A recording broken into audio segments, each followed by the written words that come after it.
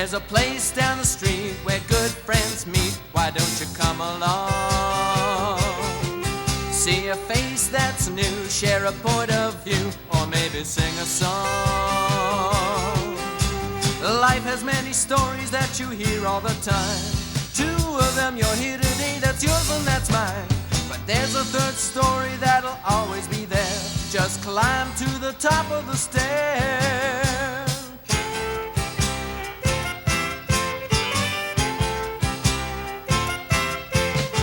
Life has many stories that you hear all the time. Two of them you'll hear today, that's yours and that's mine. But there's a third story that'll always be there. Just climb to the top of the stair. Climb to the top of the stair.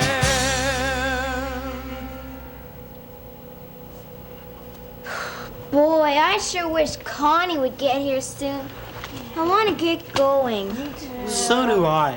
Of course she would have to pick this day to be late. You kids act like you've never been to a museum before. Aw, Ron, we're just excited because you're coming with us now. That's all. Yeah, all the other times we've had to go with some teacher. But now we get to go with you. I never knew I was in such demand. Careful, Ron, or you'll get eye strain. Sick joke. What a sick joke.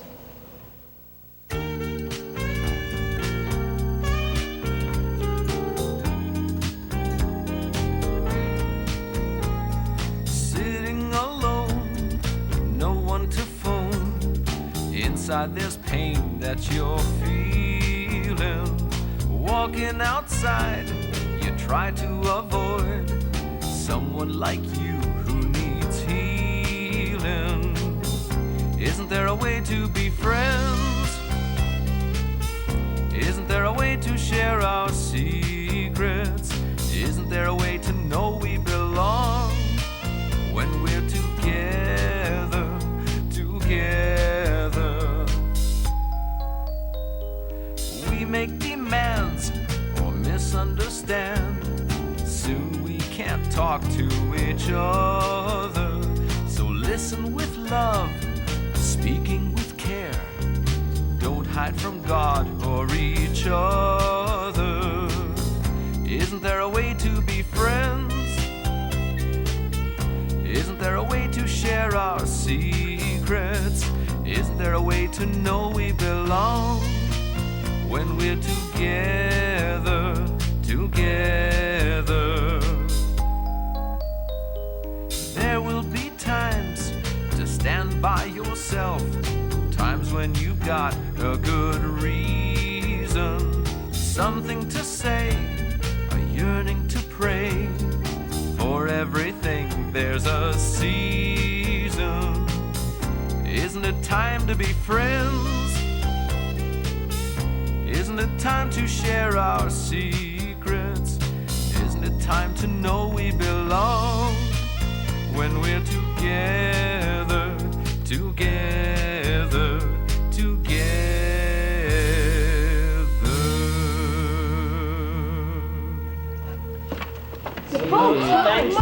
Where were you? Connie! Yeah. Sorry. Now that we're all here, let's go, okay? Yeah, what an idea. Yeah, let's go. I think you're gonna have to go without me. What? Are you crazy? What are you talking about?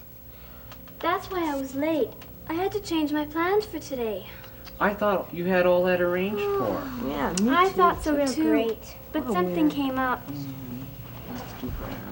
No. The American woodcock bird lives in the eastern part of Canada and the United States. It is a rather solitary creature and spends much of its time during the night searching for food in the open fields. Looking for food is very important, since the woodcock usually eats its weight in food every 24 hours. The woodcock's chief source of food is the night crawler worm, so the bird has to search during the night by itself for its food. It depends on its long beak for pulling the worms out of the soil. The beak acts like a tweezer. To find its food, the woodcock is equipped with special devices. The ears of this bird are not located where you would think. They lie between the eyes and the bill, and they can detect the slightest movement beneath the earth. The woodcock can also hear with its feet. They are very sensitive to vibration beneath them, and this also helps locate worms. And the end of its special beak is equipped with many delicate nerve endings, which signal the woodcock when it has landed a worm. Besides feeding itself, the woodcock has to look after her brood. But sometimes, if the ground is very dry, the worms burrow down far into the soil to find moisture. So how does the mother bird get the worms to the surface for her offspring? This lonely bird is very resourceful. It uses its God-given physical features creatively to find food for its young. It flattens itself on the ground, spreads out its wings, and starts beating the ground by quickly flapping its wings against the earth. Every so often it stops and listens carefully before carrying on. Now, worms know that when a hard rain falls, they will drown if they are too far down in the earth. So they are very sensitive to any vibrations from the surface. When the woodcock beats the ground with its wings, it sounds like raindrops to the worms, and they quickly race to the surface. When they come nearer, the resourceful woodcock can use its beak to secure them for its brood.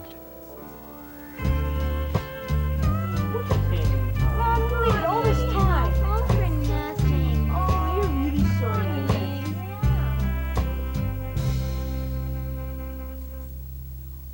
Guys, we can't go yet. Let's wait for Connie. Well, she can't come. Why, Connie? What happened? Well, it's something real stupid. You know that babysitting job I had for today? Which you canceled. I didn't really cancel it. I got someone else to take my place. Last night she called and said she couldn't make it. So now it's my responsibility. Since it's too late to get a replacement, I have to go myself. Oh, Connie, that's a pits. What do you mean, Connie? Why do you feel so strongly that you have to go? I mean, after all, it's not your fault the other kid jammed out. Yeah, I know that, but it's still my responsibility. And for that, you're gonna miss out on our field trip?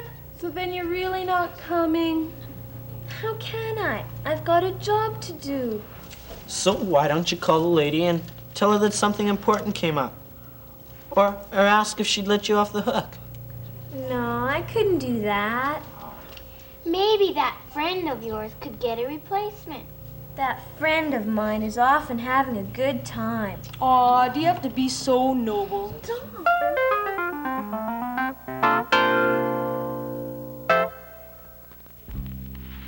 It's a pleasant day here at the clubhouse, and at this moment the sun is shining warmly through the window.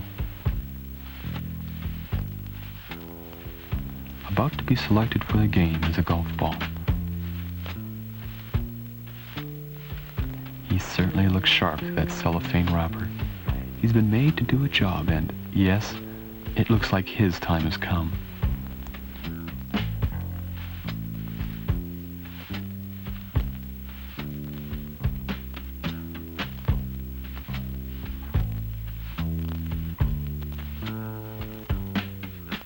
No doubt his liquid core lurches just a bit as he's lowered onto the tee. This is his big moment. It should be fun. Oh, I don't think he was ready for that one. Oh-wee. He's got some time to catch his breath.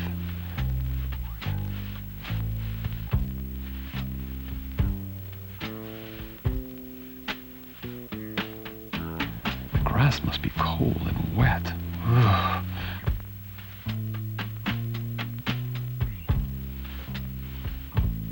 Ow! Oh, if that first one hurt, this one must have been worse. The club caught him on the side, and I think it sliced him badly. That was a bad cut, all right.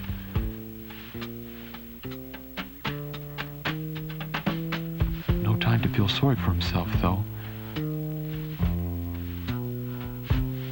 Oh no, the sand trap. Hot, gritty sand, and it must be getting into his cut.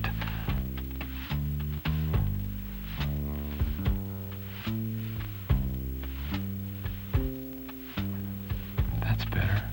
The spongy green.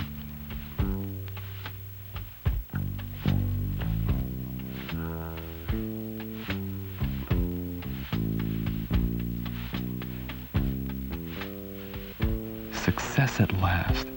It must feel good to be lying there looking up at the sky. But there's no time to be lazy. On to the next hole.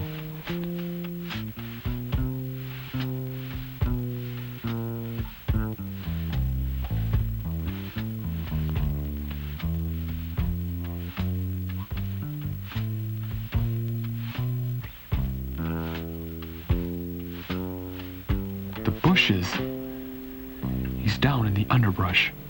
I wonder, could he be lost? The golfer's not too happy. It would be awful to stay lost in there and just rot away. If only he could call out. Yes, he's been found. He still has the chance of going the full course.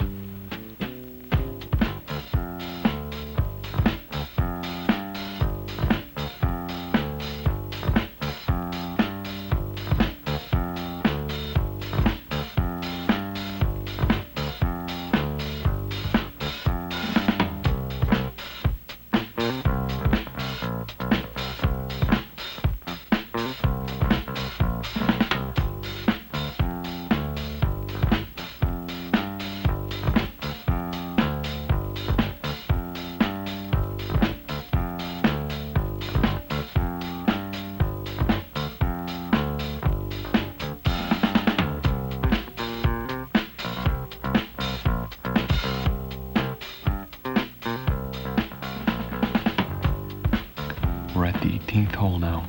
The score looks good. If they do okay on the 18th, they have a good chance of finishing first.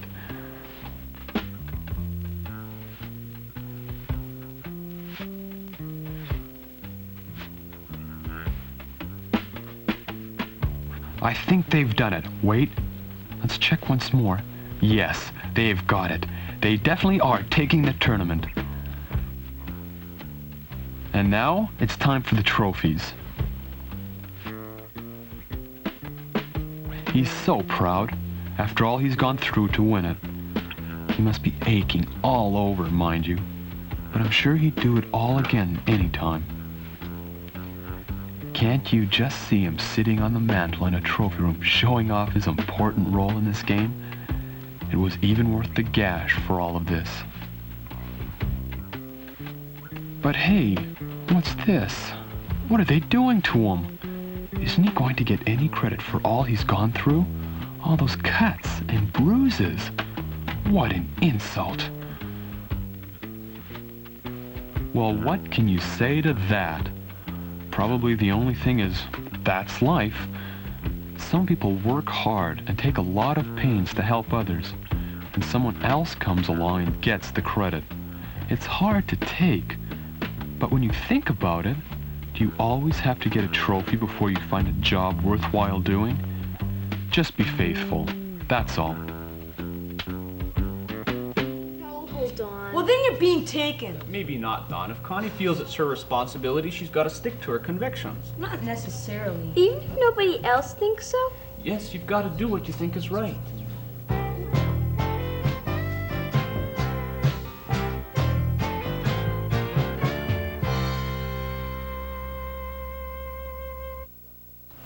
But why do you think it's such a big deal, Connie? Yeah. Well, this is my first regular babysitting job, and I can't cop out now, or she might get someone else to take my place. And besides, you need the money too, don't you? Yeah, and I want to get the reputation of being reliable. Yeah, that's pretty important to me.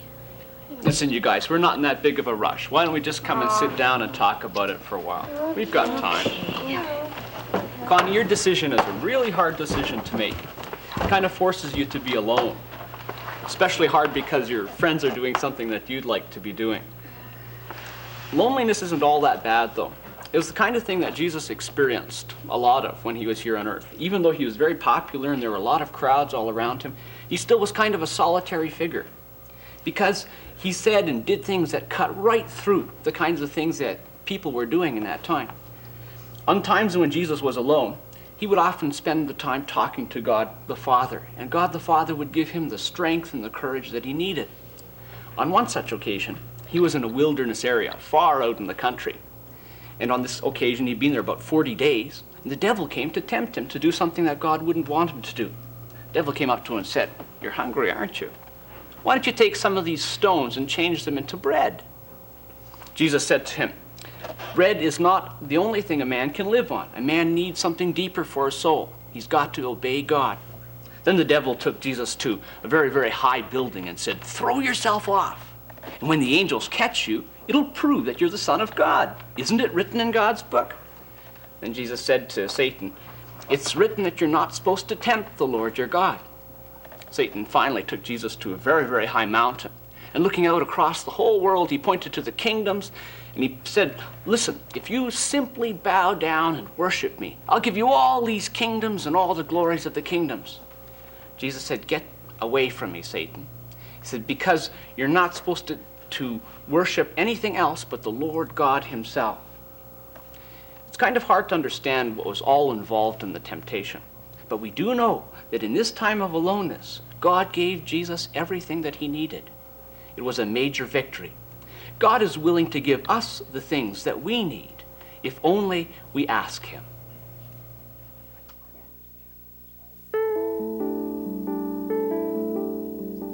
My name is Raymond Whalen. I've been living in Newfoundland. I went from Newfoundland to Vancouver, Vancouver to Thompson, Manitoba, Thompson to Leaf Rapids, and that's where I'm living now. In Vancouver, I had one friend. His name was Bentley. He was handicapped, and I helped him with anything he needed help with. I always helped him get around, take him home on the bus, and help him with his work in school. I used to buy him comics and bring it to him at school. My name is Lyle Laska, and I met Raymond at camp. The way we become friends is I started to talk to him, then he started talking back, and we started doing things together, like swimming and eating at the same table and beside each other. Me and Raymond had an argument over pumpkin seeds and everything that I bought. And he wanted some, and I used to say no, and he got mad. I got mad, we started arguing. When I buy things, I share sometimes with Lyle, but when he gets things, he's always greedy and never shares. After we have an argument, I always say sorry to Lyle, or he says sorry to me, and then we get back as friends again. And then the next day, we probably have another argument. So we're arguing every day, just about. I've been living in one foster home, like in Thompson. I've been living with my sister for 2 years, and we had to leave her, and that made me feel real lonely. When you feel lonely like that, it helps to talk to somebody that's real close to you, that you know, that you can trust as a good friend. If I see a new kid in town, I just wait for about a day, and I come back. If he's still there, I just go ask him his name and ask him where he came from, what he used to do. Without a family, you'd have no one to love you, no one to care for you. You'd have no one to go to if you feel lonely. When I think about God, I think about the earth, the trees, the rivers, the oceans, the animals, all the animals, the flowers, and all this was God's creation and Jesus. In Thompson, I had one friend. He was the same size as me, and I used to pick on him and fight with him, but he was weak. I felt bad about it after, and I went and said sorry to him. Then we became friends again. Sometimes I worry. One thing I worry about is in Thompson. On the way home from school, there'd be a gang of guys waiting around the corner, and they'd beat me up all the time. It's really nice having friends. They're fun to play with, help you get to know him, because they share their stuff and they care about you, they help you, and sometimes wanna play and you don't wanna, and when you get hurt, they feel sorry, they help you.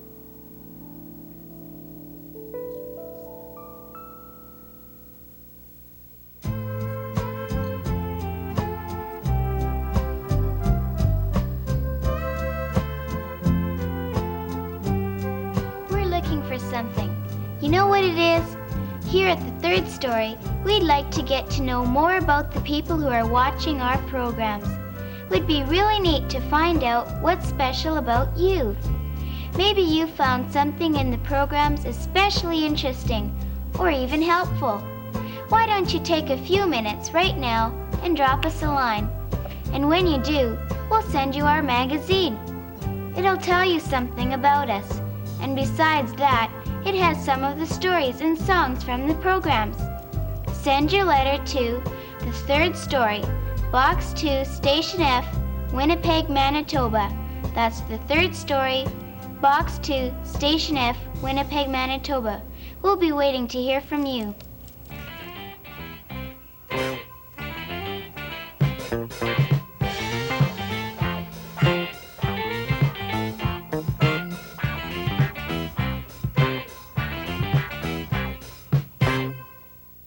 Oh, Connie, it's too bad this came up, but I think you're doing what's right. Yeah, it's a pain. I just wish they would try to understand. Maybe it's just more important to realize that a person has to stand up for their convictions no matter what anyone else thinks. Even if they think you're crazy? Especially when they think you're crazy. Well, we'll miss you. Bye for now. Bye. See you later.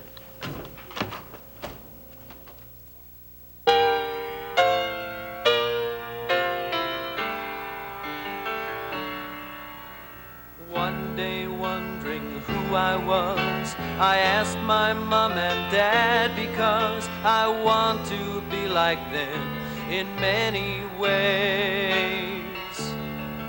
They told me no one's quite the same. I had their love and my own name, but I was wondering still for many days. And I'm asking who I am and who I'm gonna be, and who are other people going to see.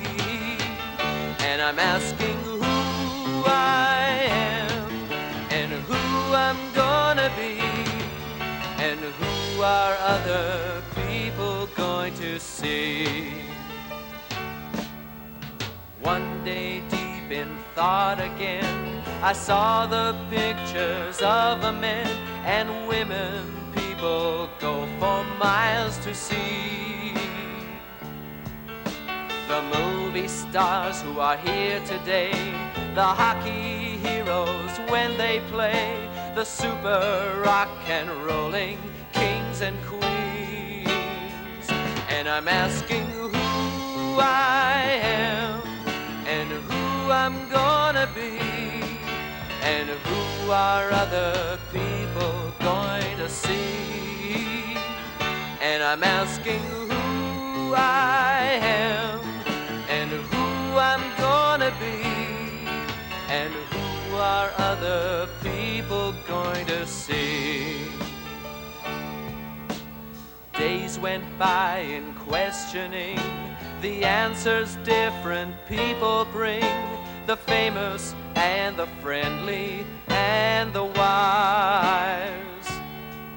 But when I read the holy book, the word God's image made me look and see myself through Jesus' loving eyes.